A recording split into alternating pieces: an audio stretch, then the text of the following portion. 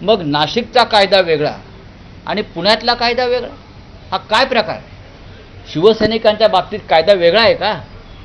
तुम्ही नाशिकमध्ये एक वेगळा कायद्यानं काम करताय आणि पुण्यामध्ये तशीच घटना, त्याच्यापेक्षा गंभीर घटना घडली आहे.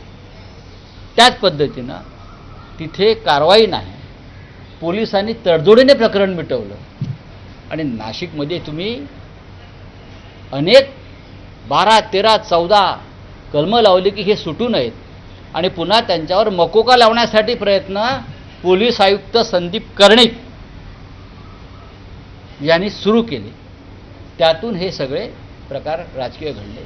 गिरीश महाजन हे या राज्याचं गृहखातं चालवत आहेत की गुंडटोळ्या चालवत आहेत? बागुल आणि राजवाडे काल प्रवेश घ्यायला गेले तेव्हा त्यांच्यावर गुन्हे होते आणि ते फरारीच होते. मी जेव्हा हा ट्विट केलं एक आणि प्रधानमंत्र्यांपासून अमित शहापर्यंत मी त्याचं टॅग केल्यावरती तिथून विचारणा झाली आहे काय चाललंय आणि त्यानंतर हे प्रवेश थांबवले प्रधानमंत्री कार्यालयाने. हे तुम्हाला मी सांगतो, हे काय चाललं आहे? पुण्यातला एक कायदा, नाशिकचा एक कायदा, मुंबईतला एक कायदा, कारण प्रत्येक गावासाठी वेगळा कायदा केला आहे का देवेंद्र फडणवीसांनी? आणि गिरीश महाजनला त्यांचं प्रमुख केलं आहे का? गिरीश महाजन गुंड टोळ्या चालत. गिरीश महाजनांची 100 प्रकरणं माझ्याकडे आहेत.